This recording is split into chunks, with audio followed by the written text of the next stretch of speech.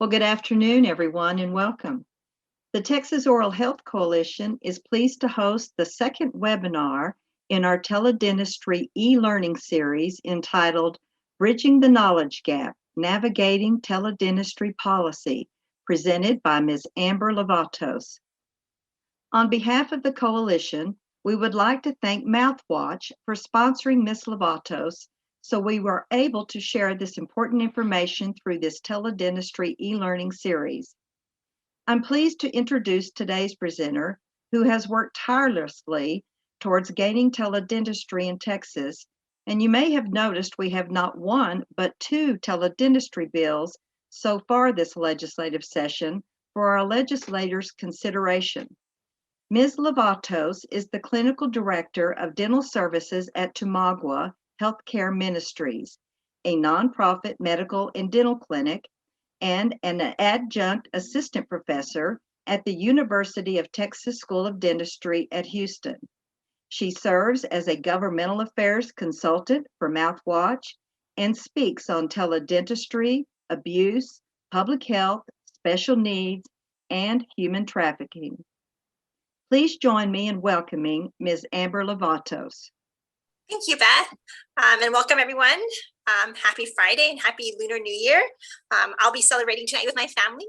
Maybe you will be too. So last month we talked about teledentistry, case scenarios, how we could use it. This month we're going to talk about state policy, how you can identify whether you can participate in teledentistry, and if you can, to what extent. We'll hopefully be able to develop teledentistry applications that are compliant within your state. And then if you don't have legislation or if you have barriers, we'll be able to tell you what you can bring forth in your state to help you in your teledentistry efforts. So first, some disclosures. I am the Clinical Director of Dental Services at Tumagua. We're a nonprofit medical and dental clinic here in Texas. I'm also a key opinion leader for Crest Oral B and NSK, and the Governmental Affairs Consultant for Mouthwatch. So I don't mention products in this presentation, but they are sponsoring me, so you can note that. And I'm not their employee, but I do consult with them about legislation. And I am the Assistant Clinical Professor at the University of Texas School of Dentistry at Houston. So our objectives today, it'll be to dissect your specific state Dental Practice Act to identify possible limiting language. We'll be able to identify barriers to teledentistry and how we can address them, and hopefully be able to identify programs that are compliant within your state Dental Practice Act. So last month, really the biggest takeaway I wanted for people was to know that teledentistry is not just exams, right? Teledentistry is any time you use communication plus technology plus dentistry, that's teledentistry. So if your patient has ever sent you an image of a lesion, hopefully they did it using a HIPAA encrypted app, but maybe they text you an image. That's teledentistry. You're communicating with your patient, you're using technology for dentistry. So the definition of teledentistry is that it's telecommunication or communicating through technology to exchange patient clinical information for a dental consultation and or treatment planning. So not just treatment planning. I often hear people will say, I can't do teledentistry in my state. But what they mean is that they can't use teledentistry to perform exams in their state. So just because you're not diagnosing and you're not treatment planning doesn't mean you're not using teledentistry. You could still use it for consultations. You could still use it for referrals. And this is true pretty much in every state, except for our great state of Texas, where we cannot do teledentistry at all. And as far as I know, that's the only state that has that limitation. It used to be a little different. It used to be that we couldn't do exams, but we'll talk about that a little bit more later on. So last time we also talked about synchronous and asynchronous. We'll define those again because this is important for legislation. It's important for billing and reimbursement and how you would use these codes. So synchronous is real time. So this is what we're doing right now. I'm communicating, you could communicate back to me. It's in real time. Asynchronous or store and forward, this would be if you had an allied healthcare provider collecting assessment data. So they're collecting radiographs, period charting, images, videos, and they send it to the dentist to view at a later time. The store forward is nice because it allows the providers some flexibility. So the dentist doesn't have to be available at the same time as the allied healthcare provider or that patient. But synchronous is nice because it allows, for the provider, the dentist, to build rapport with the patient. It also allows, if you have a hygienist collecting information and you diagnose and treatment plan at that same visit, then the patient could receive care hygiene services that same day. Versus with asynchronous, the patient would have to leave, you would then treatment plan, and the patient comes back.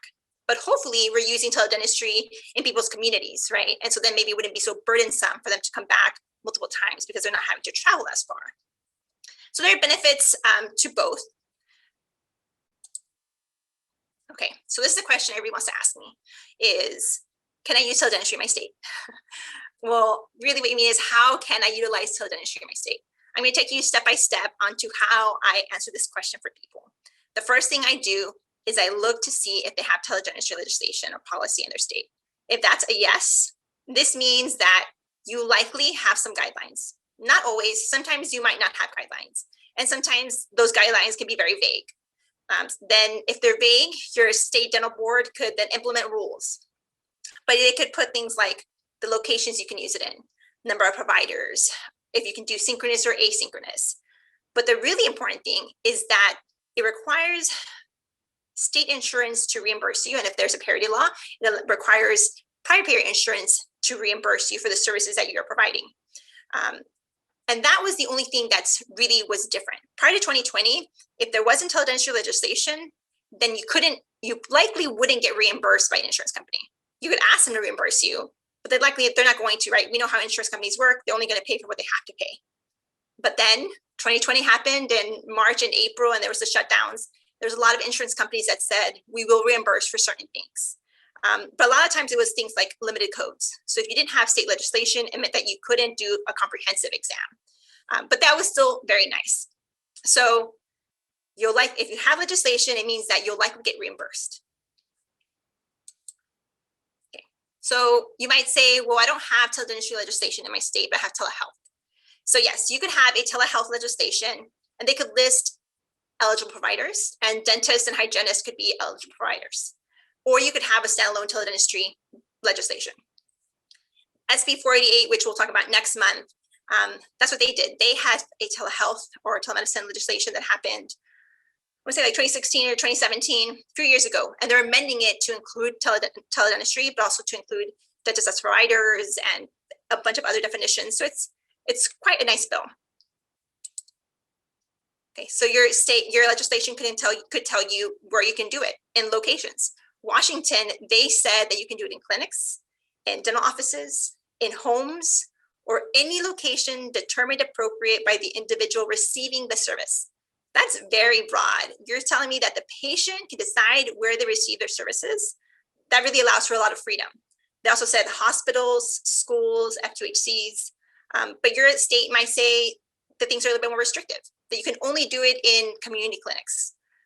I mean, ideally, we would want it to have a little bit more freedom so we can provide and reach more people in different areas, especially those who are underserved. And in some states, if you're a public health dental professional, they might allow you a little bit more freedom. So if you're working in private practice, maybe you can only do it in brick and mortar, or direct to consumer. But if you work in public health, maybe they'll let the allied healthcare providers work in hospital settings or in homes. There sometimes are different layers to what you can do. Number of providers. I think this is really good language.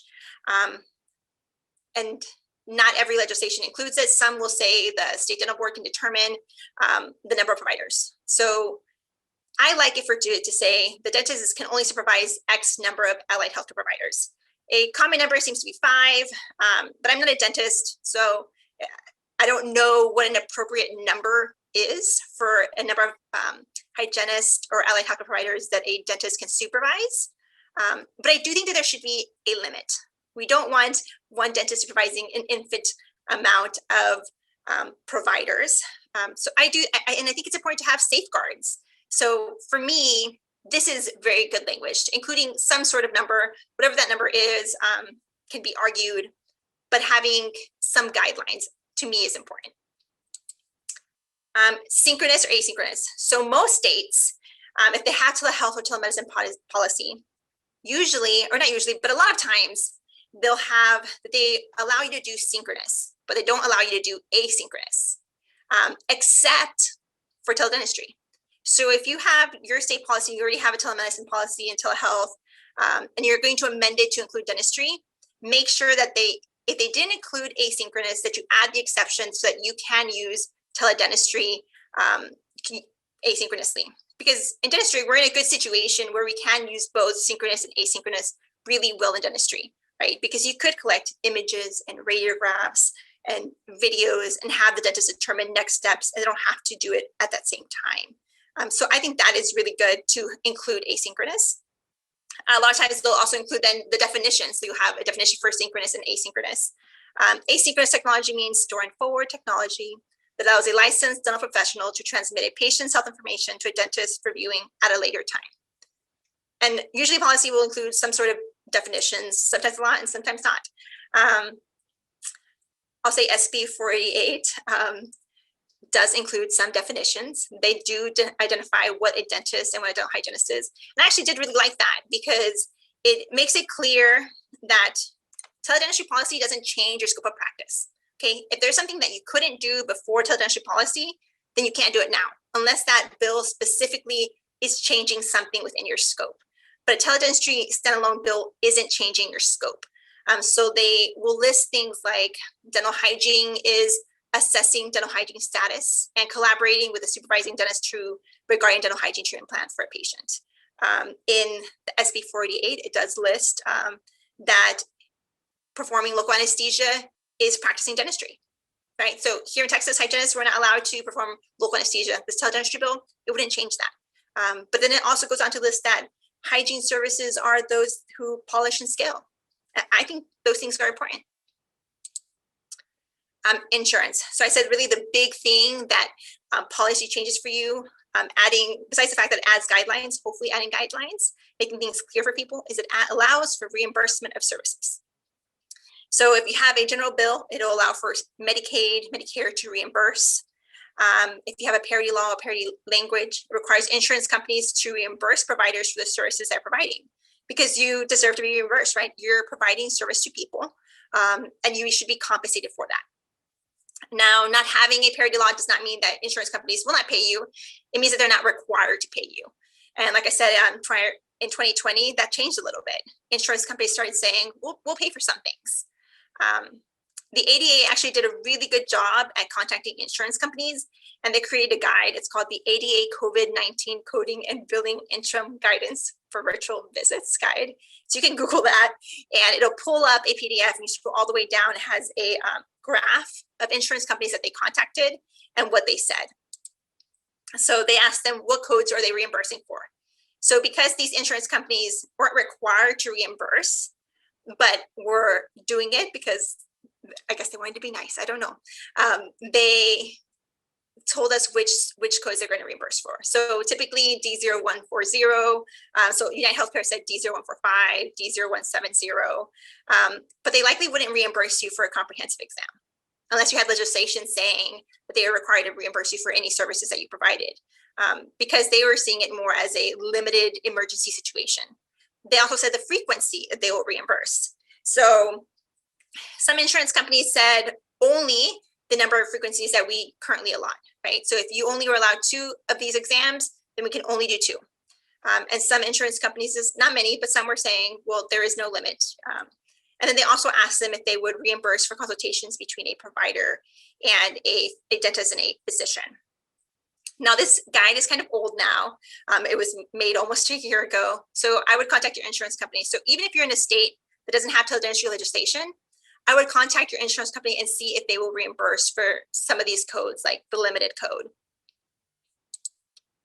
So for me, important teledentistry legislation, and this is actually pretty common language, is it'll say like it requires insurance company to render payment on these services at the same rate that they would an in-person service. So they can't pay you less for the services that you provided. Because again, if you're doing an exam, whether it's virtual or in person, you're still doing the same service, so you should be reimbursed the same way. So having language in there, that's important. Because otherwise they're not required to reimburse you at the same rate. You can also list that they cannot deny a claim because the care was provided using telehealth services, and that you cannot limit services just because it's a virtual service. I think that for me is really important, right? Because I know that us in public health, we like to do everything for free, but that's just not the reality, right? We need to get some money in so we can continue to serve other people. So reimbursement, it's important. And being reimbursed at the same rate is important. Usually they'll also say, we're not going to reimburse you for a phone call. I mean, that's obvious, right? Or a text only email or a fax. But if you did a phone call, but you also did a video with it, and you were doing a limited, then they would reimburse you for that. So these are the two codes we talked about, synchronous and asynchronous. So D9995, or the real-time encounter, or D9996, which is store and forward. So what you would do is, if you had an allied healthcare provider, or say you had a hygienist offsite collecting assessment data, and you did a comprehensive exam, the hygienist did a prophy, and they did fluoride. They did it, and you did it synchronously. You saw when you did the exam in real time. The dentist would bill for the D9995 code, the comprehensive exam, D1110, and then D1206. Okay, so the dentist would get reimbursed. I mean, depending on which state you're in, but usually it's the dentist getting reimbursed, and then you pay your hygienist the same way that you always would have, right? Whether that's hourly or salary. But the dentist is the one being reimbursed. You likely aren't going to get paid for the D9995 or the D9996 code. That's really to tell the insurance company how you provide these services. And if you are getting reimbursed for it, it's usually a nominal fee. It's not significant. But it's also important to remember that the more that we use a code, the more likely insurance companies are to pay for it. But usually it's not reimbursed. They pay you for your comprehensive, your cleaning, and your fluoride. Now, the ADA codes, and during COVID, insurance companies were usually saying these three codes: the limited exam code, because they were thinking about using it for emergencies, right? People need to come in to see their dentists, but it was very difficult to see dentists. So they would say they would reimburse for limited D040. Now, let's say that your patient maybe had a lesion and you wanted to follow up on that lesion. You could then have them come back for a reevaluation of that limited code, of that limited exam, and you could bill for a D0170. Or if you did a surgery and you want to do a post-op on that, you could bill for a D0171.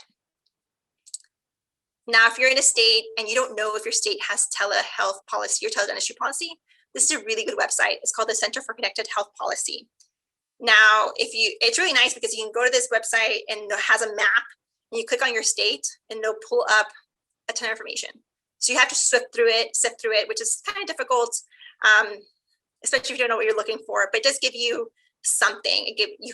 It'll say like eligible providers, and you have to click on it and look, is dentist listed here? But it does have good information and it's up to date. They keep it pretty current. If you want something where it's just like a starting point, something like quick facts, you can go to mouthwatch.com/teledentistry in your state regulations quick facts, and it'll download a PDF. It's the same thing. You click on your state, it'll give you a PDF of what they've interpreted as what you can do in your state. So it's it's just a starting point. If you want like more information, I would say Connected Health Policy, but also going to your state dental board, because if I might interpret things one way, MouthWatch interpreted a different way, but your state board says it's a different way, then it's what your state board says. So I would go to your state board, but it does give you something to start with. Okay, so now we're going to go to a state that doesn't have teledentistry or telehealth legislation. This doesn't mean that you can't participate in teledentistry. Okay, this just means pre-COVID, it meant that you likely wouldn't be reimbursed for your services. But now you may or may not be reimbursed for your services. It also meant there was no guidelines for teledentistry in your state. So the next thing I would do is I would look at, is there limiting language in my state? So there's no legislation, so that doesn't mean I can't participate, but let's look at what I'm allowed to do. If yes, if there isn't any limiting language, then great, you can participate in teledentistry. You may or may not get reimbursed, but you can do it. If you do have limiting language, that could be a variety of things. It could be that hygienists can't probe. It might be supervision laws, scope of practice. It could be that you only allow tactile exams, which is our problem here in Texas. So in Texas, exams must be both visual and tactile, and this is in our rules. So we cannot perform exams using teledentistry. So the solution would be that TSBDE amends this rule, but they haven't. So then the next thing to do would be to bring teledentistry legislation or telehealth legislation forward to then require the state dental board to act and change it. And before 2020, based on this rule, we thought that we just couldn't do exams, right? So you could still do consultations, still could do referrals. I know orthodontists use it a lot for taking images of patients, having patients take their own images, and then they consult with the patient to determine next steps. They wouldn't do a treatment plan or tell them, exactly what they're going to get, but they would tell them next steps. But then in 2020, state dental board came out and said that we are not allowed to do teledentistry at all. So like I said, when I read this, I interpreted it as, well, we can't do exams. But the state board has now interpreted it as we cannot do teledentistry at all, which is really why I say it's important to contact your state dental board, because they're the ones who make the rules. So it's what they say. So in Missouri, their limiting language was that hygienists could not probe without having the dentist on site. So then what you need to do is they added teledentistry legislation. That's important, right? Because you want to be reimbursed, you want to have some guidelines. But then they also amended the supervision laws for hygienists in that state. So it said that a dentist does not need to be physically present when information and measurements are collected. So that was really important. So if in your state you have something that's limiting, whatever it is, then you need to then, with your teledentistry bill or your telehealth bill, also add in there correcting whatever it is that's limiting you. So supervision laws is one of the main things. So if you're in a state where you want to participate with a hygienist in an offsite location and a dentist in one location, but they work under direct supervision, then that's not going to work. You would need to have a change in their supervision laws. So direct supervision is that a dentist needs to be present when that allied health provider is providing services. Indirect means that they need to have, the dentist needs to authorize first and be in the office when the procedure is performed. Here in Texas, hygienists, we work under general supervision, which is really nice and puts us in a good place for teledentistry. So if we can get this teledentistry bill passed or a bill passed, we wouldn't have to amend our supervision laws, because we do have to have a dentist to perform an exam to diagnose. But if a dentist came and they diagnosed a SRP and they could leave and I could do it today, or I could do it next week. It wouldn't matter if the dentist was there or not, because it was under their delegation.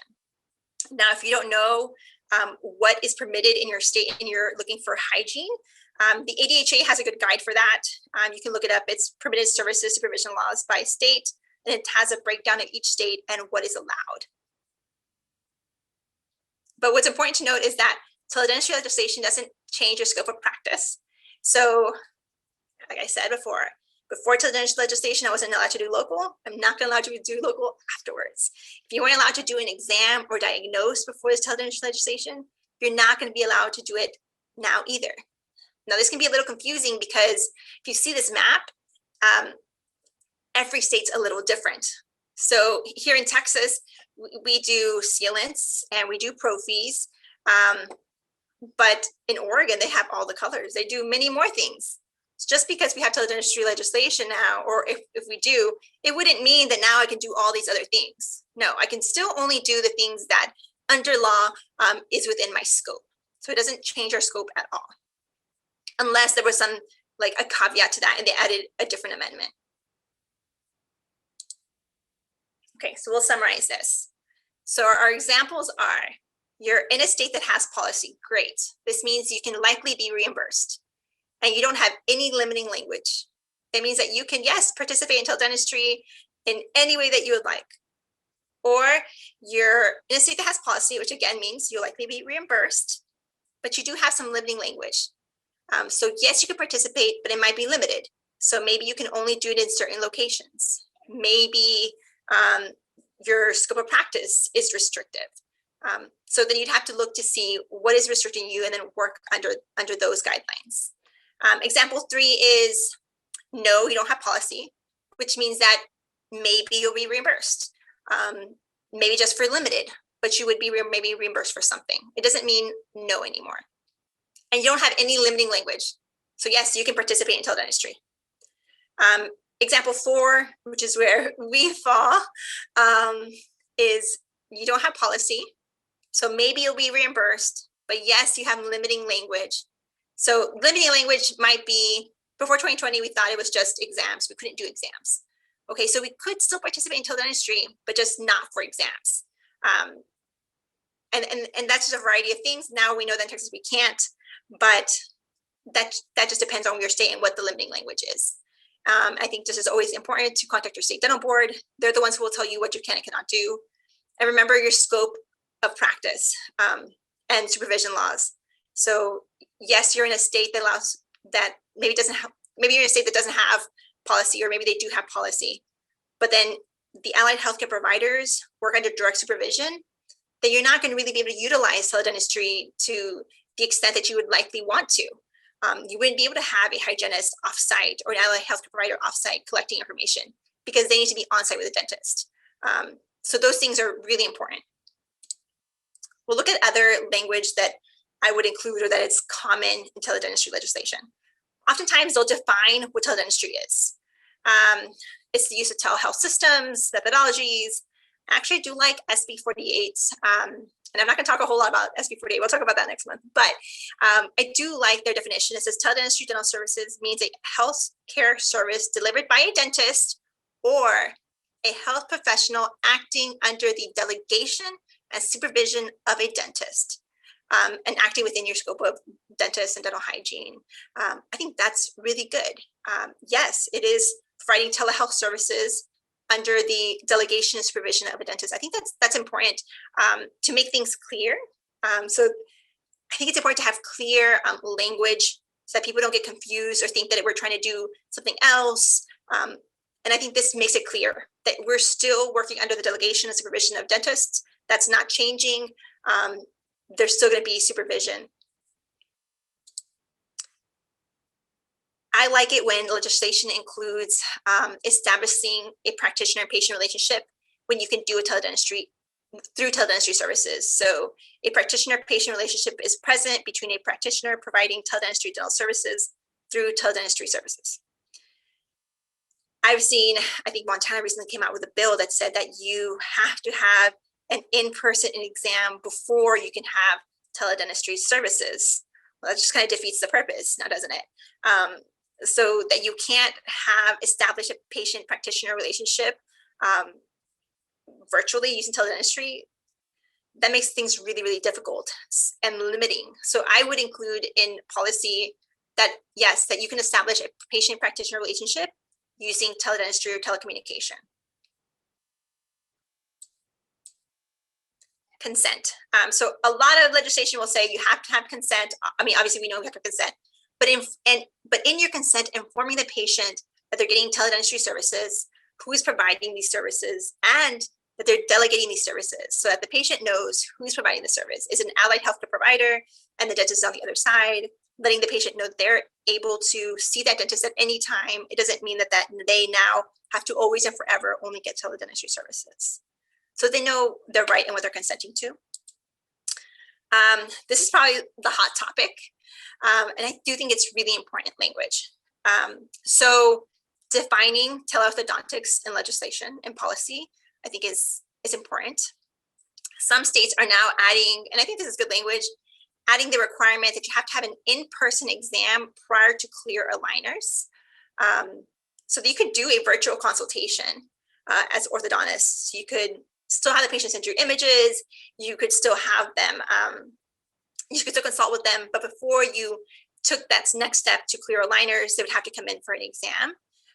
And this just allows for safeguards, in my opinion. So I like that. I like including that. And I know there's a couple of states who are trying to pursue that, this wording, this legislative session. A few years ago, I don't think this passed, but New York tried to add this language and they wanted it.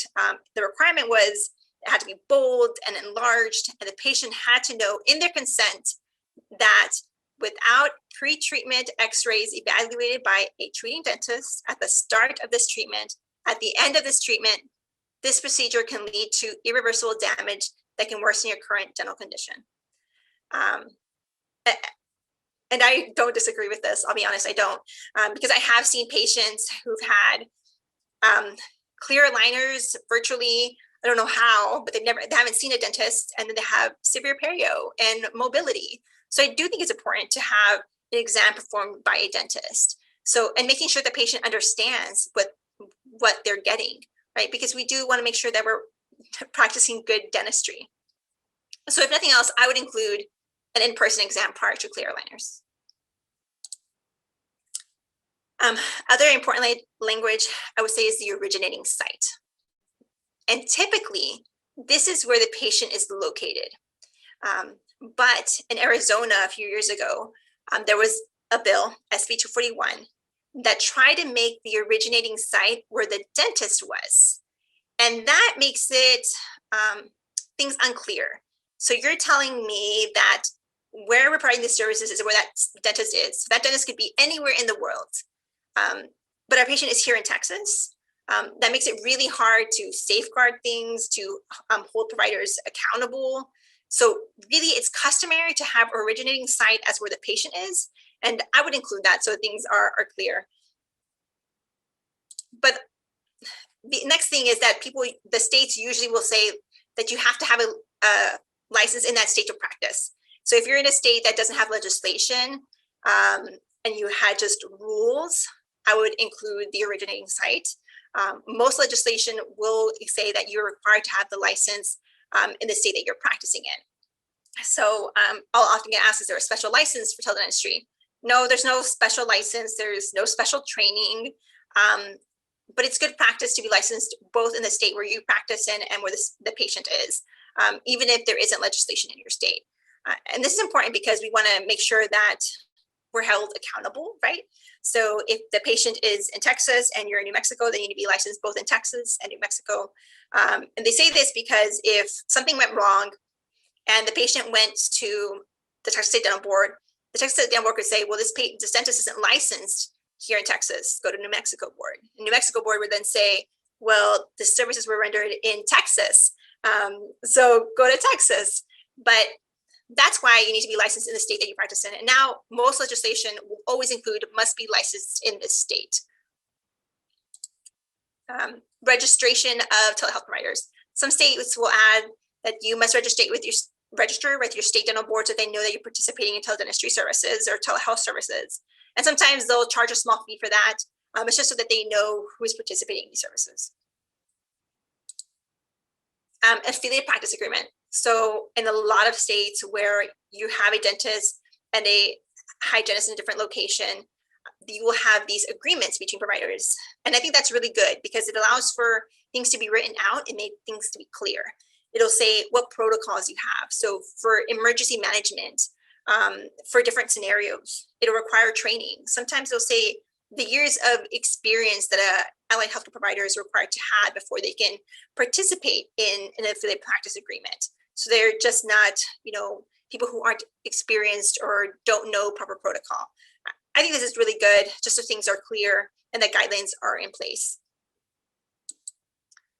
HIPAA. Okay, so this is the biggest misconception that came out of, and I always say this, out of 2020, is that there was a national waiver saying that there wasn't going to be HIPAA violations, but that was a national federal waiver. There are also state guidelines. So if your state didn't have a waiver and didn't amend the HIPAA regulations, then you're still required to use HIPAA compliant software and not FaceTime. So patient information must be stored and shared through a secure server. And I think that's just good practice. You wouldn't want to, teledentistry software isn't that expensive that you would want to risk exposing patients' PHI or getting yourself into any legal problems because you didn't want to purchase teledentistry software or telehealth or telemedicine software to make sure patient information is secure.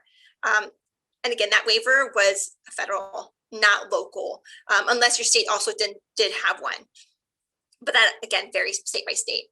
So Colorado added some language in their policy that says services provided through HIPAA compliant interactive audio-visual communications or the use of HIPAA compliant applications via cellular telephone. So it's not just texting, right? It has to be encrypted, has to be HIPAA compliant.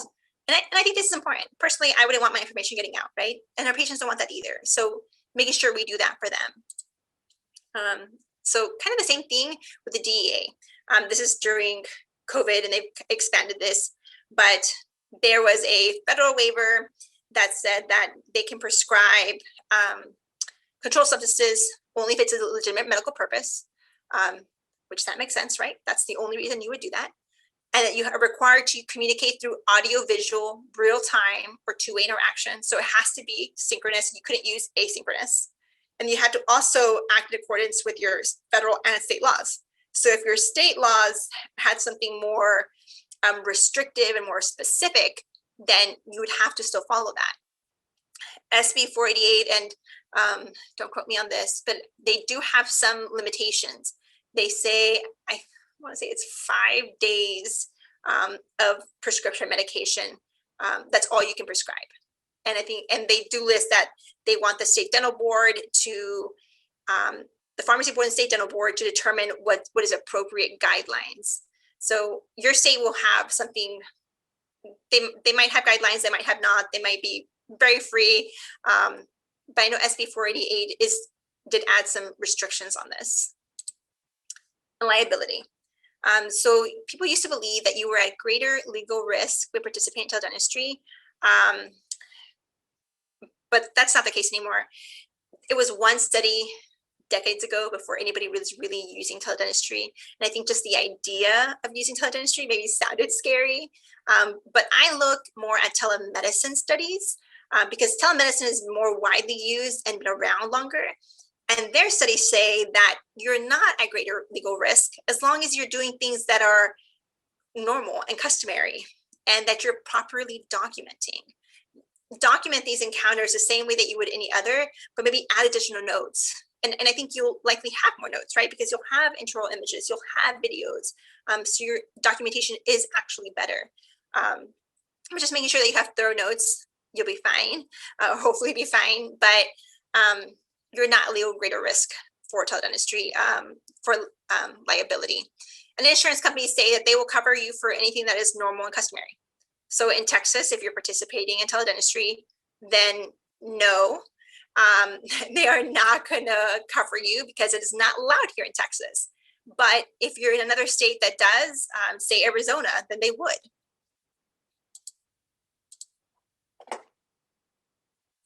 And then I just like to always say that the state dental board can implement rules and regulations. So if you have legislation and it's vague, the state dental board can always interpret that legislation, that policy, and decide what they want to implement. And that's really, I think, it depends on the state. Sometimes it works out really well. Sometimes it makes things vaguer. So I know in SB 488, even if that bill passes, it says that it gives the state dental board until March of 2022 to determine rules. So even if it passes right now, you probably wouldn't be able to use it until another year from now. And again, I think it's important to contact your state dental board because they're the ones who are going to interpret the legislation. Whether I read it one way and you read it that same way, it's really what they say that goes.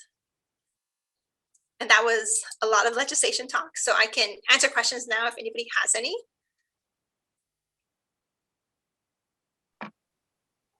Well, thank you, Amber, for providing this important and timely information. It was very informative. Thank you very much.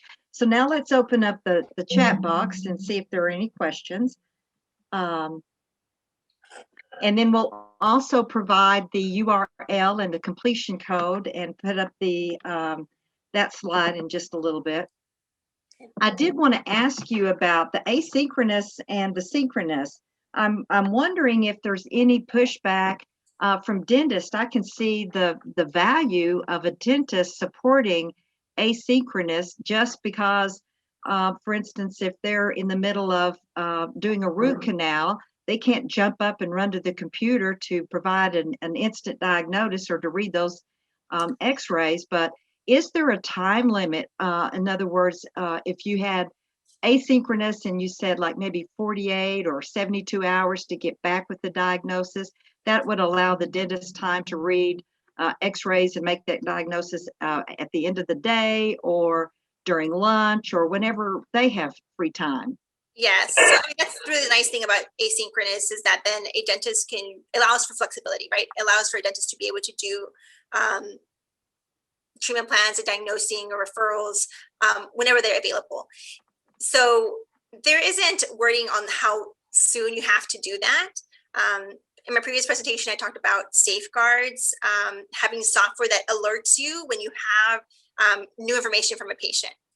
So that way that information isn't getting lost. And then once you decide what that patient needs, that the person who's going to schedule them knows that. And then the patient knows that they've been scheduled for an exam. But SB 488 does include that they require a referral to either their general, I'd have to read it again, but their general dentist, I think a couple of days, maybe 3 days. We'll have it written down for next month, but it does say that it does require you to do a referral. If they're not going to be your patient, then you are required to write a referral. I do see a question. It says, have I personally done teledentistry? So when I was at UT, I did, so in Texas, no, we're not allowed to do teledentistry, but likely you've done teledentistry, right? But when I was at UT, we did a study with dental and dental hygiene students. So I was the primary investigator of that study. We had dental students in one room and hygiene students in another room. And we had them, the hygiene students, collect assessment information. It was really case study information. They uploaded it, they sent it to the dental student, and the dental student would then decide if this patient needed a referral, yes or no, what the referral was for, okay, was it for a specialty? And then can that patient receive a cleaning today? Can that patient receive fluoride applications? And yes or no, and that was it. And it was just really to help dental students and hygiene students familiarize themselves with teledentistry. Sorry, I was reading this question. So they can get more comfortable. And they actually really enjoyed getting to learn about the software, because that's really what I find is hardest for people, is trying something new. They're used to doing dentistry the same way they've always done it, and they don't know the legislation, they don't know how to use software. So making sure that our dental students, our new practitioners, hygiene students are coming out and they feel competent and able to do it. That's what we did. How do you see the future of teledentistry in Texas? Well, I hope that this bill passes. And honestly, I am happy with, nothing is ideal, right? Like I would like everything to be written out and clear, but I do like this new bill. And I do think that we would be able, if this bill passes, we'd be able to use it very well for exams, comprehensive, limited, for referrals, consultations, and still have guidelines in place so that patients are receiving good care. So I think it's hopefully it's looking good. If you're supportive of teledentistry and you want that, you should be contacting your legislator and letting them know that you're in support of these bills or what you would like to see in your bill.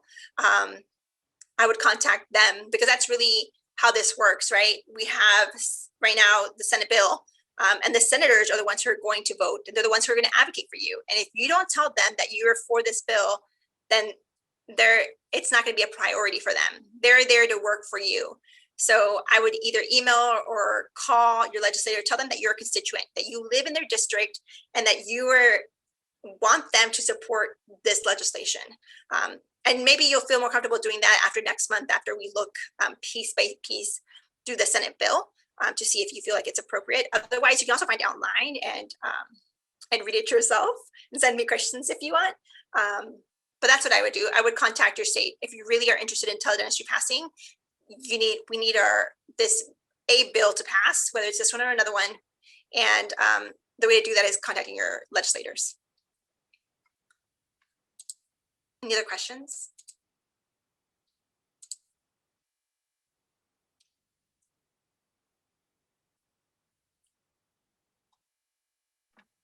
Well, since we have a few moments left, I wondered, Amber, if you could address, and I don't want to get too much into the Senate Bill 488 yet, but you mentioned something about exams. Now, does teledentistry replace that what we have in Texas, that comprehensive exam that's necessary for new patients, or will this change that? In other words, they go out and do this teledentistry, and that's the new comprehensive exam.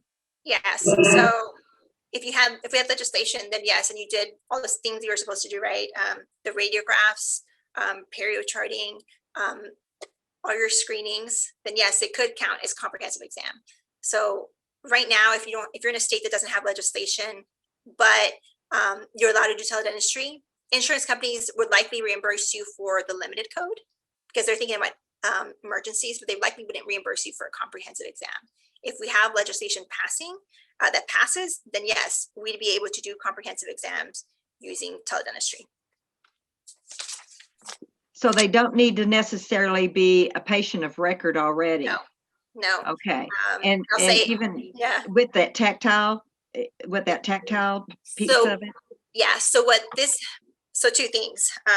This bill, SB 488, says that a teledentistry exam makes it that you're doing a patient-provider relationship is being built with that. So it allows for that. But second, what policy it would do if this passes, it would require the state dental board to act. Right now, you can call the state dental board and tell them you want this rule changed, but there is nothing telling them they have to change it, so they don't have to do that. But if we have a bill that passes and says that now we have to allow teledentistry and exams, then they would be required to.